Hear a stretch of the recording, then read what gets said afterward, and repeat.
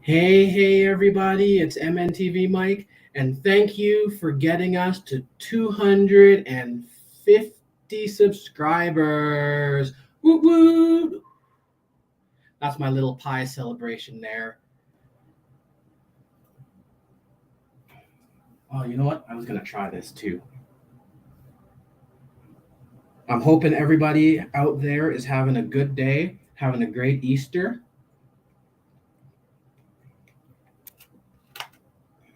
Oh, yeah, that's good. More on that later.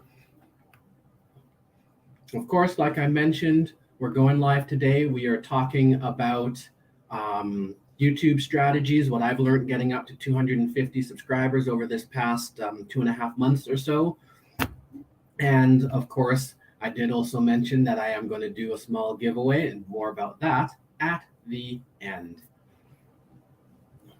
So I would like to welcome everybody who is on the stream or is coming onto the stream. And in the meanwhile, we will dive right into it. So, of course, welcome to everybody again. If you're new here, check out our social medias as well as as our YouTube channel. We are on Instagram, TikTok, and Facebook. If you search up MNTV Family, you will find us there. We also have a Patreon that we have started where you're going to get tons of behind the scenes from us, access to not only me but the kids. Don't typically, and I won't typically put the kids on the public live streams, internet being the way it is. But if you are on our Patreon, we'll definitely be doing some lives amongst the things that we do there. Check us out as well as being able to ask questions exclusively to us, get a bit of better access, and all that kind of stuff. So let's jump into the topic at hand today, YouTube strategies, things that I've learned over the past couple of months, restarting my channel. And let me touch on that too. This is not the first channel I have started. The first channel I started, I made some pretty big mistakes, and they caused me to have to restart the channel. So there is a MNTV channel out there in the ether that is no longer active. And I'll tell you a bit more about that as we go on into why I ended up having to start a new channel. But suffice it to say, I made some pretty big mistakes starting out on that new channel. And those mistakes caused me to need to restart the channel, reboot things, start again. And now we have gotten up to the 250 mark, which again, I thank you guys all for. But here's the main point and the main thing that I want to get to anybody who's either thinking about starting a YouTube channel or has started a YouTube channel or anything like that. YouTube is a business, right? The company YouTube, out of Google, that is a business, right? And they're in the business of making money. And if you want to make money on YouTube, you are going to have to treat your channel like a business as well. And that's really the number one thing. You got to take it seriously, right? You've got to look at what you're doing. And if you want to get to that point of monetization, this is the thing, YouTube is not going to monetize you just for fun, right? Like I said, they're a business. They're not out into the business of giving money away for nothing. You have to be adding a value to their business. And that's what is going to get you into that monetization. That's what's going to get you into making it big or whatever your goal is on YouTube for sure. So if you want to succeed, you got to treat it like a business, right? So as you're building your business, as you're building your channel, right? What is the most important thing for you there? Is it the likes? Is it the subs? Is it the views? Is it the comments? What is the most important thing? And one of the things that I've learned is, yes, subs is important, right? But it's important in that it gets you to those other goals. So you want to get subscribers, you need to get subscribers, and that's important, and that's cool. But subscribers are what gets you to those other goals, which is the watch time, which is the watch hours, the views, all that kind of stuff, the engagement, because that's what YouTube is looking for. Right? The YouTube isn't looking necessarily for how many specific subscribers you have. YouTube is looking for what that engagement with your subscribers is, what their sentiment is, and that's a big word with them now. Is that sentiment? What are they getting out of it? Are they satisfied when they have viewed your content? If they're satisfied, are they rewatching it? Are they sharing it? Are they engaging? Are they liking? Are they commenting? Those are the things that they're looking for in the algorithm, which which YouTube would prefer to call the audience, right? What YouTube is trying to do with all their various algorithms and changes and stuff like that, they're trying to figure out what you as the audience, or what they as the audience, the people watching you, what they want to raise their satisfaction to keep them on the platform as long as possible. That's their point, is to keep people on the platform on YouTube as long as possible. The more you can help them with that goal, the more you will see your videos out there. So they're not just pushing only the big people or ignoring the small people or anything like that. What they're doing is they're saying, okay, let's look at person A. They've just popped on to YouTube and they are on their TV, or maybe they're on their phone, or maybe they're on their laptop.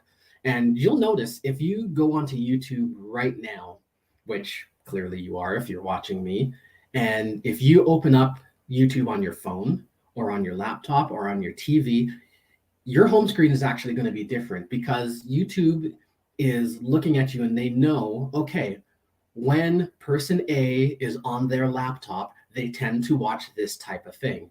When person A is on their phone, they tend to watch this type of thing. When person B is on their TV and it's this time of day, they tend to watch this type of thing. And YouTube tailors what they're going to show you based on your habits, on what you do, on what you watch, and they serve you things like that. So they're looking at not only just your watch history, and that's a big thing that they're looking at, is that watch history. But not only are they looking at that watch history, but they are also looking at your sentiment within that watch history. What type of things do you tend to watch lots of, when, and on what platform? And that's what we, as especially small YouTubers, as small creators, that's the code we have to crack, right? That's the code we have to crack as far as our channels, and as far as getting out there and such like that. The question is, who is the person who is watching you, right? Who is your, who is your ideal YouTuber who's coming onto YouTube and watching you? Who is that person? What else are they watching? And what makes them want to watch those things? Right? And as you figure that out, that is the thing that is going to help you get out there into the wider YouTube, because the more you are satisfying the people that you have, let's call them your customers or your viewers, the more you're satisfying those viewers, that's how YouTube decides whether they're going to, show your stuff more to other people. Hey, Curtis, how's it going? Yorktown in the house. By the way, if you are here, and as some of the people that I know might float in, Curtis, drop your link so that people can know who you are and they can check out your channel as well. This is all about YouTube today, and you are putting in that grind, putting in that hustle, and some of the things that I'm going to talk about, you're already doing. So put your link down in the chat so people can see it and they can check out your page, and they can see some of the things that I'm talking about, that you're doing them too.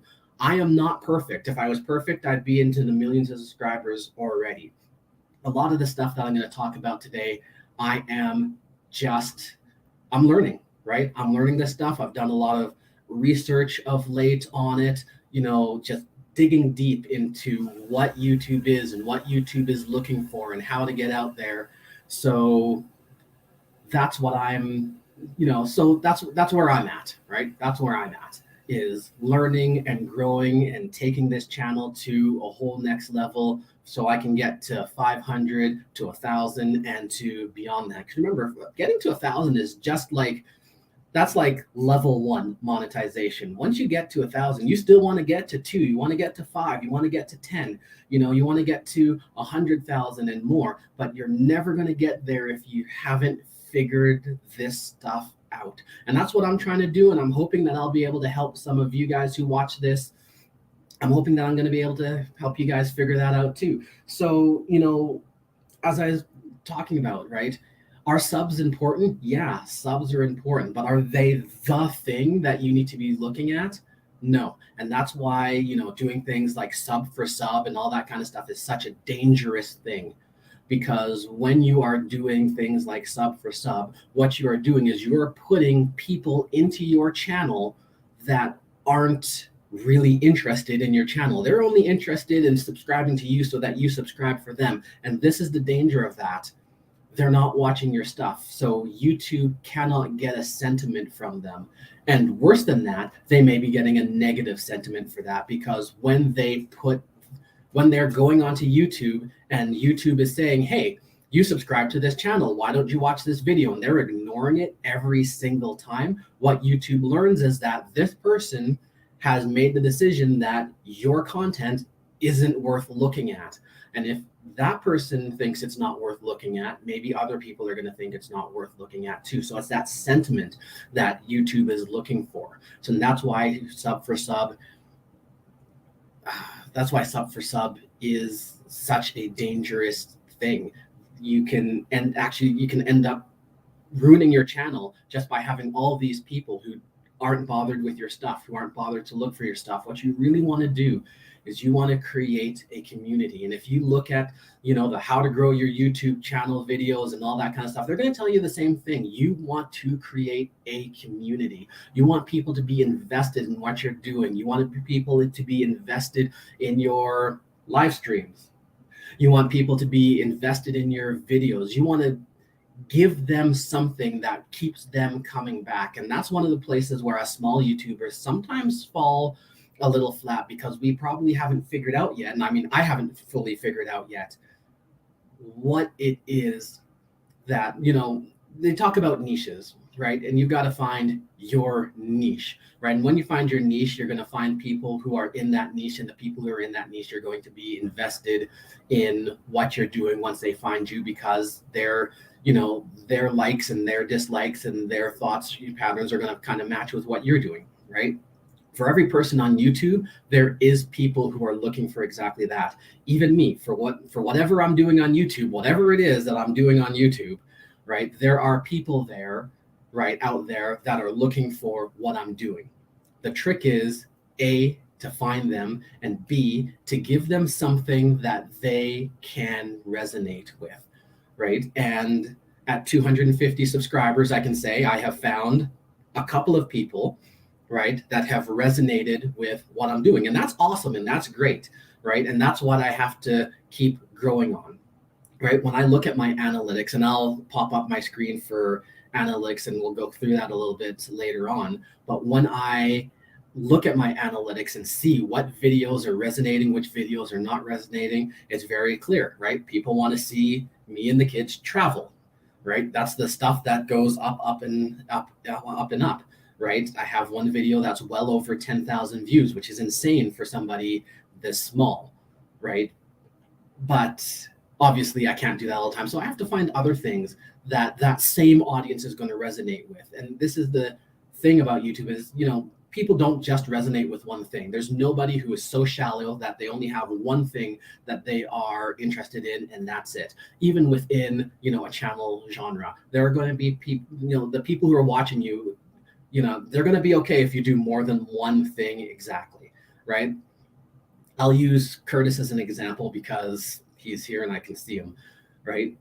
He does sneakers and stuff like that, but he also does family stuff, right? And his channel resonates with him doing more than one thing, right? And he's found that audience that resonates not only with, being a father and doing the family thing and being out there and all that kind of stuff, but he's also, kind of melded that with that audience that's into sneakers and all that other stuff, which is awesome, right? Which is great. He's found that niche, and his channel is growing because that niche is growing. More people are finding him because the sentiment of the people who are watching him is overwhelmingly positive. The people who are watching him, they're seeing his stuff, right? They're clicking on his stuff, they're watching his stuff, they're engaging in his stuff, and that engagement is positive, and YouTube is seeing that, and he's growing, right? So that's the stuff, that's what you want to do. So, subs are important, but they're not the thing, right?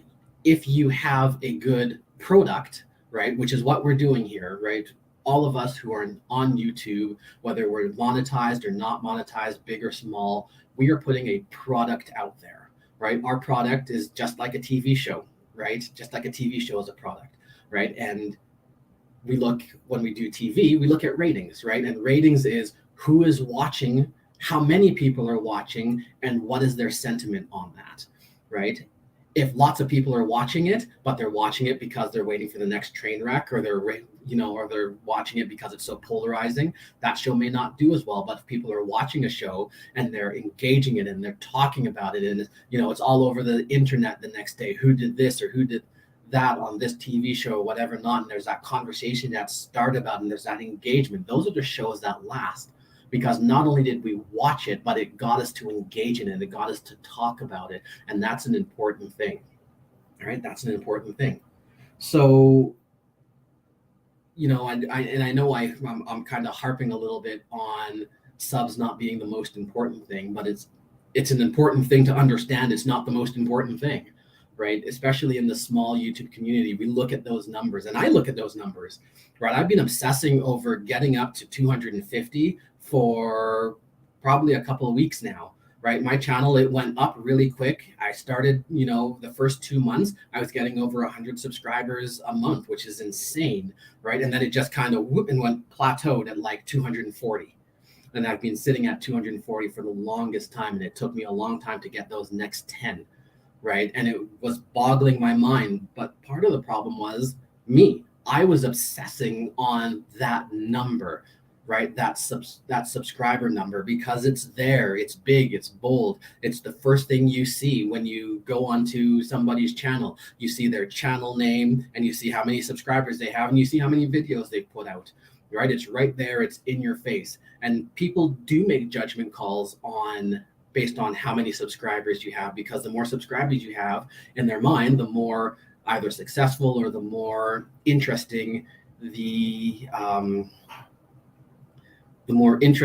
your content obviously is, right? So yes, subs are important, but having a good product, having good videos that people want to see, that people are engaging in, that people are talking about, right? That is what's going to get you, that's what's going to get you going. That's what's going to get you there. And the more engaging your content is, the more subscribers you're going to get out of that. So it's not subs get you, it's not that subs are going to get you better views and all that kind of stuff, and they're going to get you there. It's that content that you have that's going to get you there, right? It's that content that's going to, translate over to getting more subscribers, right? And that's what YouTube is looking for. They are looking for that engagement. They're looking for that sentiment. They're looking for that engagement, right? And when they see that, that's what they're going to show to more people, right?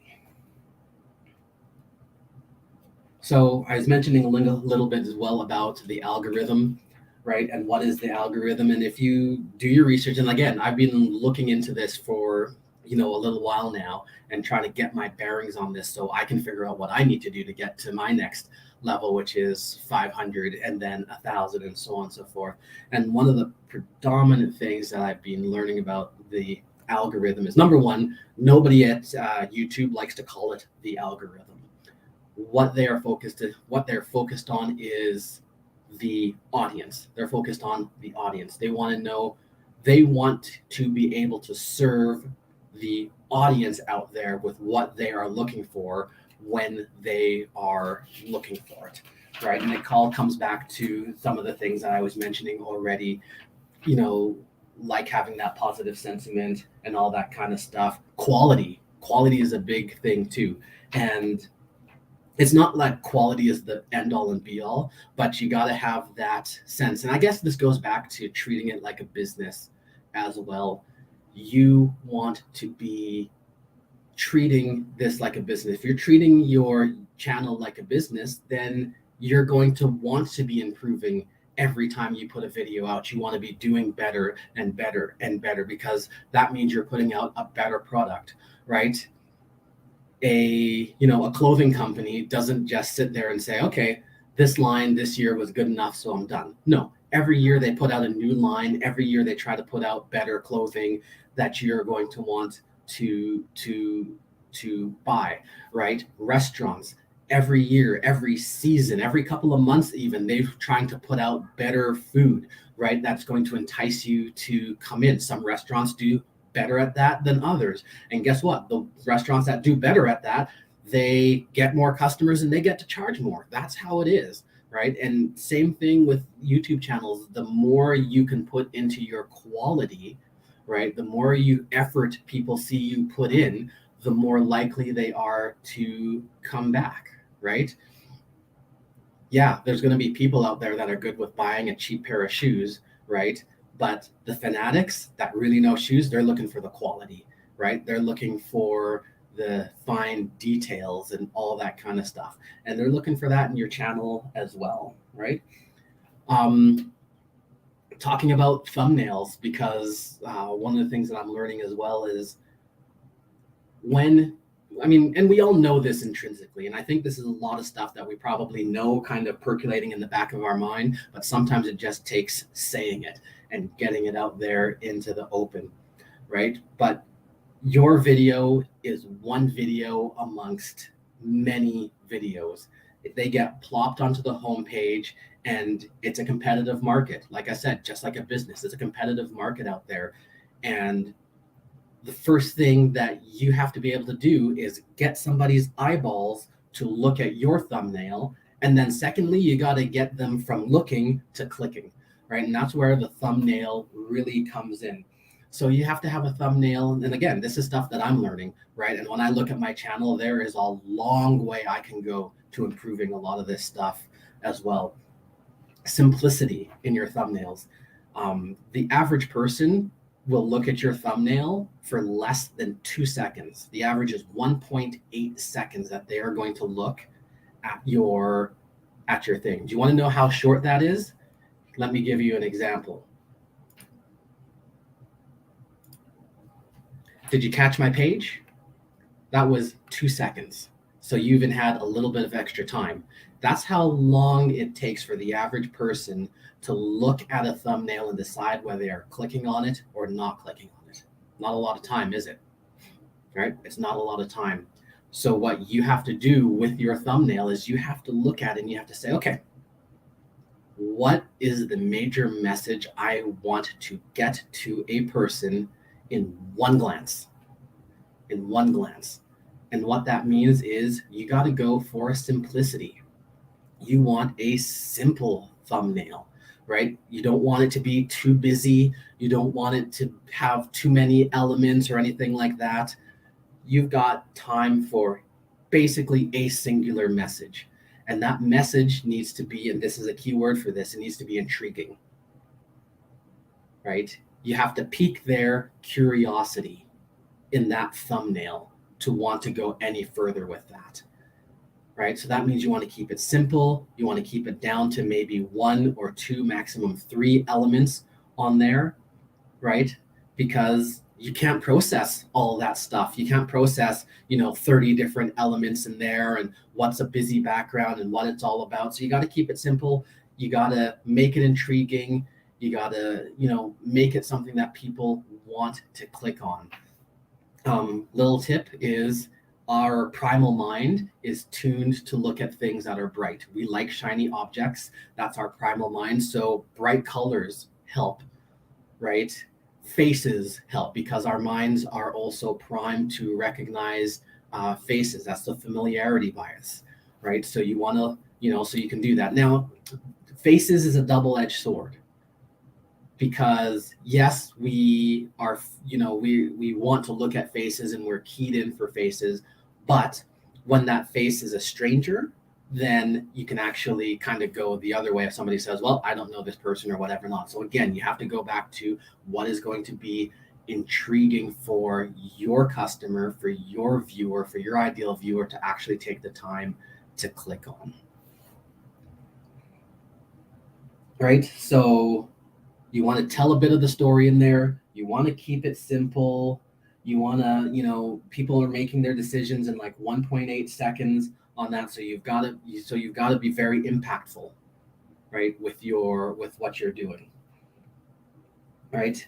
Don't repeat your title in your thumbnail, right? You want your thumbnail and your title to be complementary, but you don't want them to be repetitive, right? If somebody's just reading your title in the thumbnail and then reading the title again, you've actually wasted an opportunity there to give somebody a little bit of extra information to want to click on your thing. So whatever you put on your thumbnail, right, let it tell a bit of a story, but keep it simple. Whatever text you put on there needs to complement your title, but not repeat it.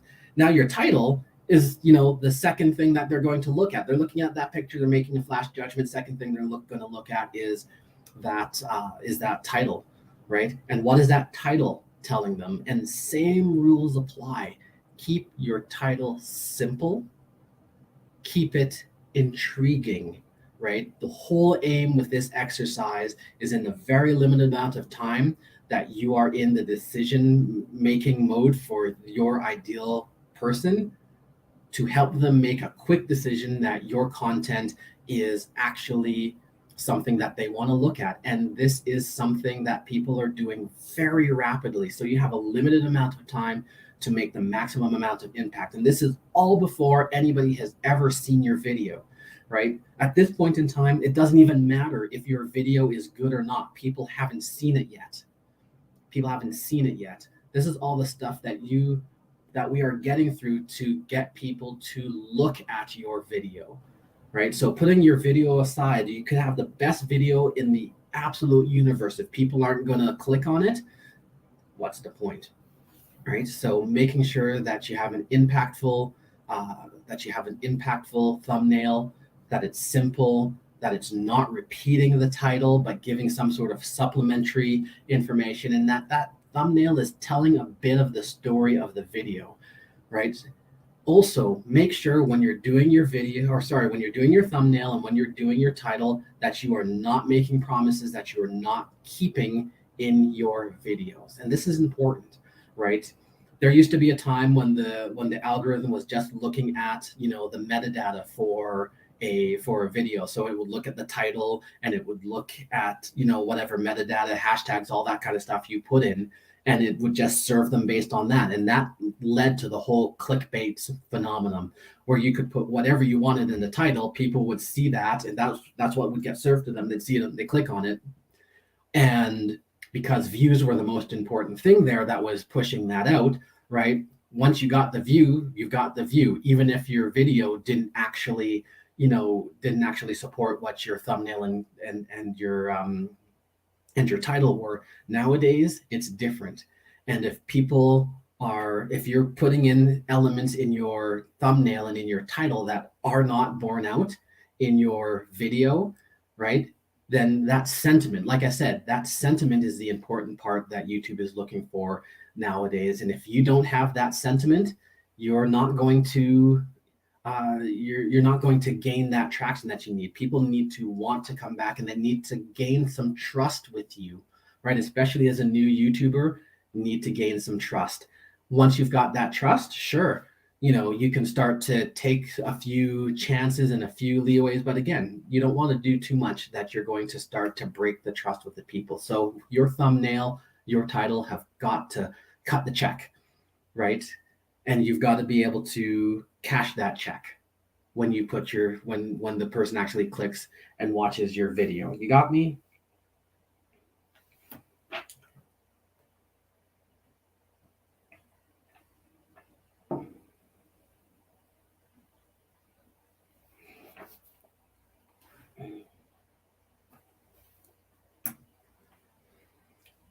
So now let's get into the video itself. Right? Like I mentioned, quality is an important thing. You want quality in your video. And that's not to say you have to go out and get yourself the best camera that you can and the best sound equipment and hire a crew and do cinematography. That's not what we're saying. What we're saying is every video you do should be your best video. Right? And that goes back to taking this whole YouTube thing seriously. You want to show your audience that you take them seriously enough to do your best for them.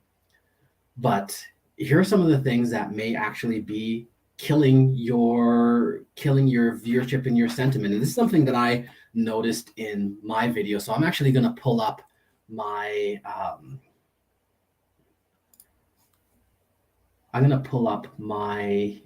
YouTube studio here. Just give me a second to, how do I pull this up? Here we go. There we go.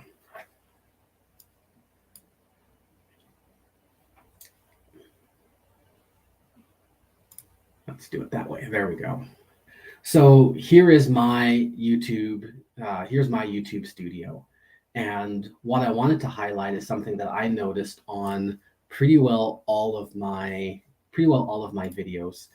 And it's when you go into your analytics. And let's look here at my most popular video to date. All right, so this is the video from my Ghana series. The very first video has 10,000 views on it. But what is curious is if you look down here at this section, this is my retention. Right? And if you look at this, most of my viewers, right, 50% of them are gone within the first 30 seconds of the video, right? And this comes down to a mistake that a lot of us YouTubers make. What is the first 30 seconds of most of your videos? I'll tell you what mine is. It's the welcome and the intro. Hey there, fellow travelers. It's Mike, and I am in Accra, Ghana. It's about 5:30 in the morning here. Me and the kids are about to start another adventure. And yeah, follow along as we explore Ghana, Africa.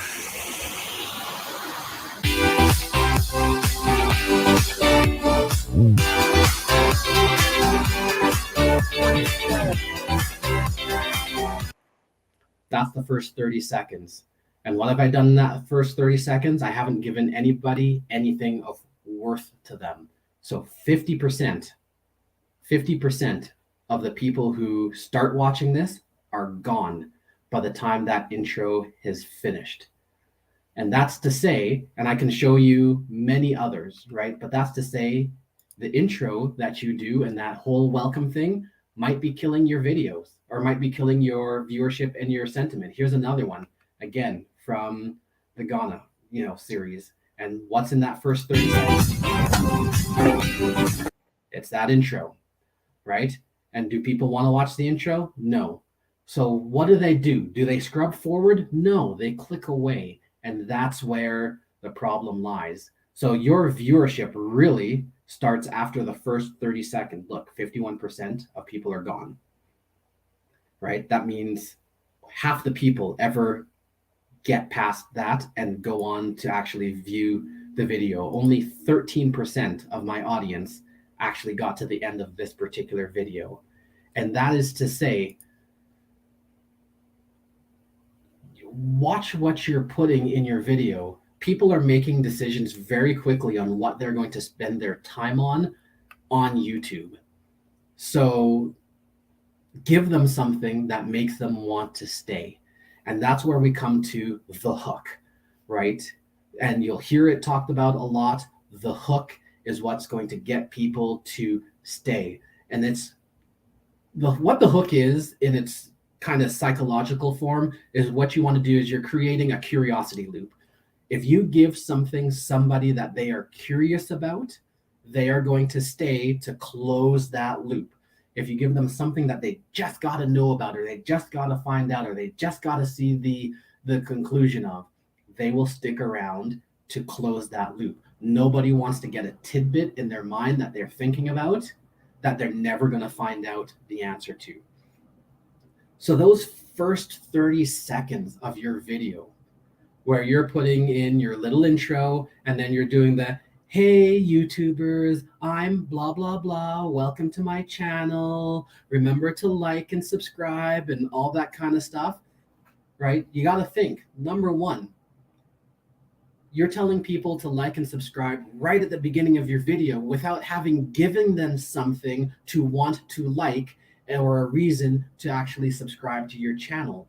And then you're pushing in there your intro, which actually also is not giving them value. So one of the things that I'm actually working on doing from my new videos on, right, is to actually move that intro and move all of that elsewhere. I want to give them a hook, and then I want to get into the meat of what we're showing. I want to get into the stuff and get them curious and get them invested in what I'm doing and what I'm showing them.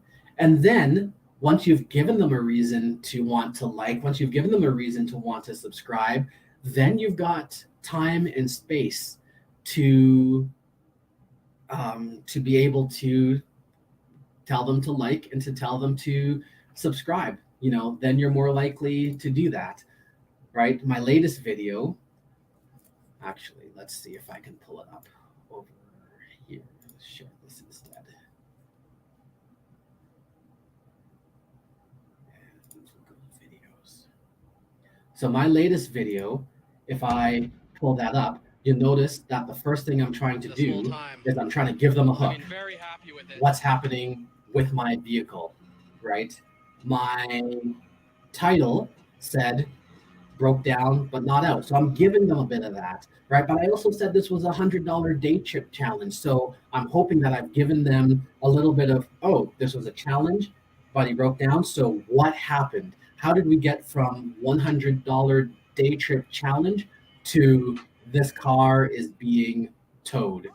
And you'll notice I go straight from that now. I haven't put my... Hey, MNTV family, it's your MNTV dad here, Mike. And what are we... I've gone straight into the story, straight into what's going on. And it's actually not even until about 4.5 minutes in that I actually do my intro now. Right? And all of that is in a way to try and hook people in and keep them within what's going on long enough to get invested into the video and want to see it into completion. Now, this is my newest video. It only came out today, so there's not enough analytics on it to show, but that is just one of the things that you can do to keep people in your video and stop that dip, right? You don't want your graph to go like this and then kind of go across. You want to flatten out that curve as much as you can of people leaving. You want people to be staying on your video. And the more you've got that dip, what that's saying is people are not sticking around long enough to get invested into your videos. Right? So have a hook. Give a payoff to that hook as well. Right? If you're going to put a hook at the beginning, at some point in time in your video, you've got to close that curiosity loop. You cannot leave them hanging. So in mine, near the end of the video, we show how my car broke down, right? What happened to get us to that point, right? That's fine, but you give them that hook and then you give them that payout to the hook, right? That's something that you definitely want to do. Something else to note out of YouTube is that, and this goes back to kind of what kind of videos and putting that production value, YouTube is saying that people watching YouTube on their TVs is actually going up, right? And what are they doing on their TVs? They're watching the long form stuff. Yes, they're watching shorts, right? People are watching shorts, but that long form format, that are kind of like a TV show is actually going up. People are craving a good, more economical way to watch their TV, right? Netflix, the price for that is constantly going up. Now you've got Peacock, Paramount, Disney Plus, all of them trying to get you to pay. And we're actually have almost gone back to the cable days, right? When we were watching cable TV, right? Every single blank of channels, every single bank of channels, you had to upcharge for and upcharge for and upcharge for. When Netflix came and said, hey, put all your streaming on us and we're going to go there. And people piled into that and said, look, one payment for all this stuff, that's great. And slowly these companies have decided they want to get back into this. So they've got their own streaming channel. So now instead of just paying Netflix, once you're paying for Netflix, you're paying for Disney so that you can watch their stuff. You're watching for Paramount so you can watch that stuff. You're watching for Peacock so you can watch that stuff. And it's kind of gone back to the days when we were paying individually for each set of things that we wanted to watch. So people are looking for a good economic way, and they still want long form content, right? Long form content is not dead, right? You want your stuff you want to have content that people can sit and they can binge and they can spend a bunch of time on. So that's one of the things that you want to notice as well. Like I said, production value, I think I've mentioned that before. Use what you've got, right? I do not have a ton of equipment. I use my phone, an iPhone 14 Pro, for most of my shooting, along with a GoPro. Then the next thing I got after that was the gimbal for that, so I can get some smoother shots. And then I got the microphone so that I can have some so that I can get better sound and such like that. So you don't have to have a lot of equipment in order to do good work, but you do want to give your audience as much production value as you are able to. Same thing when you get into the editing. Now, I do all my editing on the computer. I use a program called Filmora Wondershare. This is not an ad for them. I just happen to think that they are really good. And the reason I do my editing on the computer is so that I can have that really fine-grained control over what I'm doing, right? I find editing on a phone is just more difficult. I've got, stupid fat fingers, right? So when I'm swiping or trying to get things in, it doesn't work out as well. But I find just doing it on my computer gives me a little bit more control, right? But whatever you're doing, the main aim is do the best that you can. Like I said, when you're editing, put in those things, those elements that give interest, right? I can't do it in a live stream because I've just got the one camera. There's no editing here, right? But chopping it up, getting different angles, even if it's just, zooming in on a face and zooming back out, or cutting from a scene to another scene, adding B-roll, all those kind of things add production value to your videos, which is very important, right?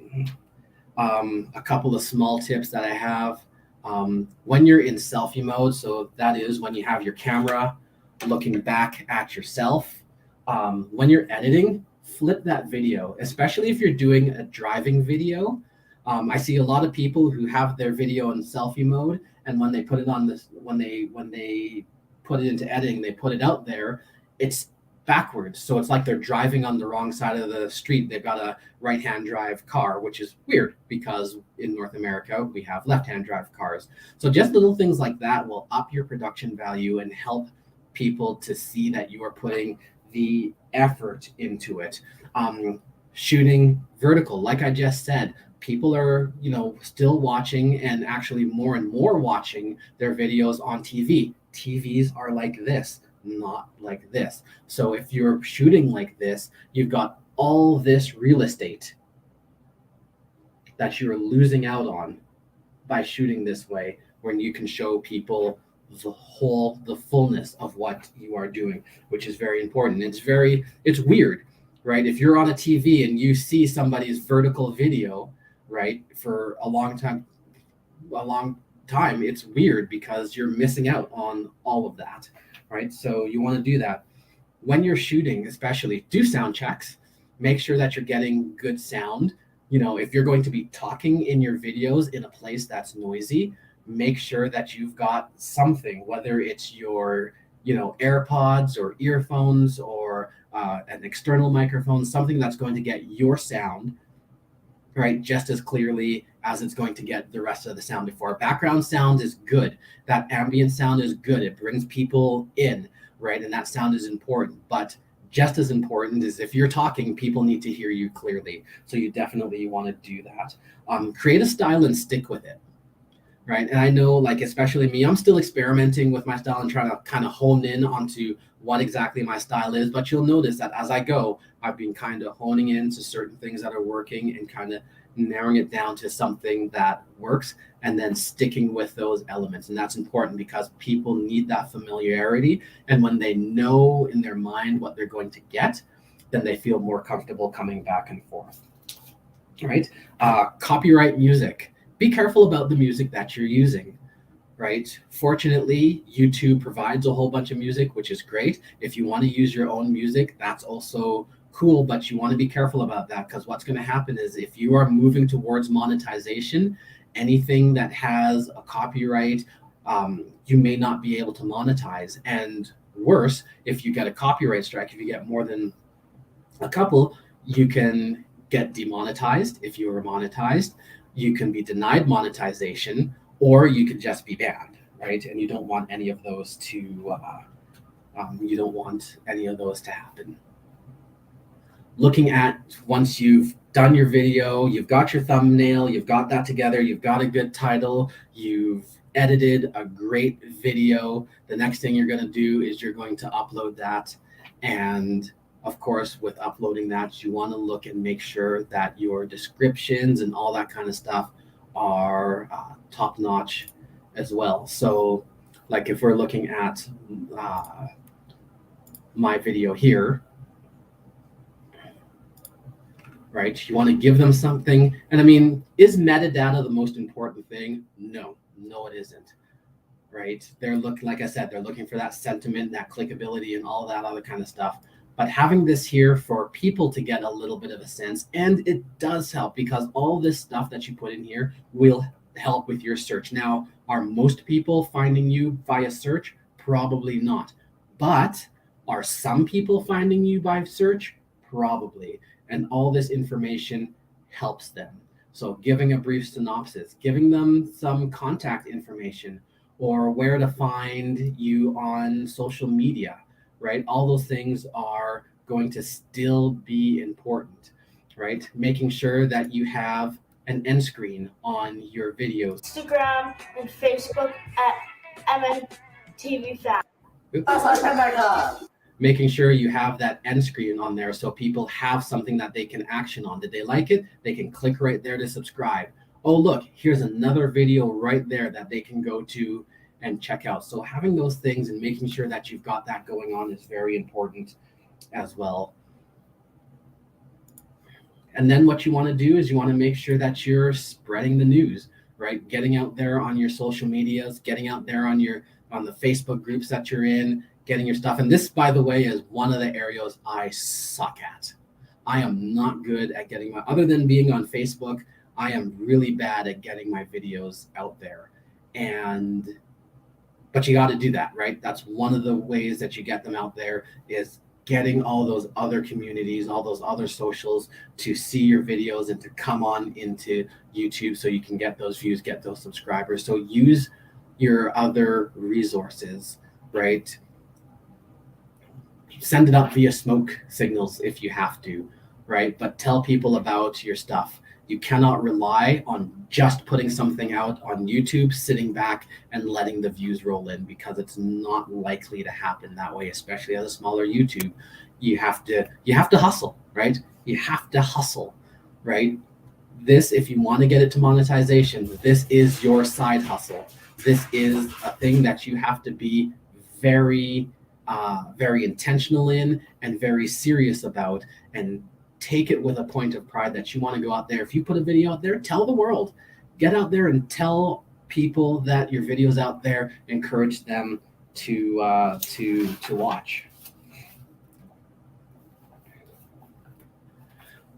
So that's what I've got to say, mostly about what I've learned getting up there. Like I said, I've got a lot I've got a long road to go myself to getting to doing a lot of what I've just said, but I'm hoping to put all of that into my videos, and I hope that you're going to see those come up as well in the near future. We've got some big plans, and that's why this is so important, because I've got big plans personally for this channel. Me and the kids are going to do some really cool stuff. We just got a sponsor in a sunglass company called Bonfire Shades. We're going to be showing those off in some of the videos that we do, especially the outdoor ones. I'm hoping this summer that we're going to take a road trip, get an RV, and actually film a whole road trip with us and all that kind of stuff as well. So, if I want to do those things, if I want to get to monetization, do those things, get sponsored, do more travel, then I've got to start doing those things, which is exactly what I am going to do.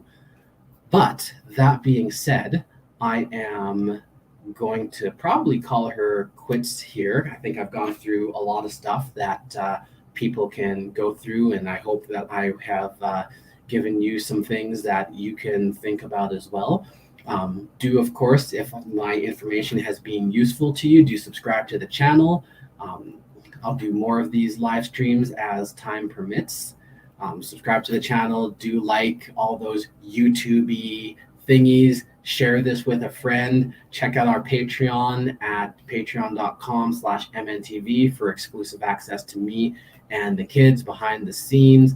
And we are going to start shouting out our Patreons on our videos and streams as well. So, can definitely give you your 15 minutes of fame. But that being said, like I said, I'm going to call her quits. I hope you guys all have a great day and a happy Easter. And until next time, keep exploring.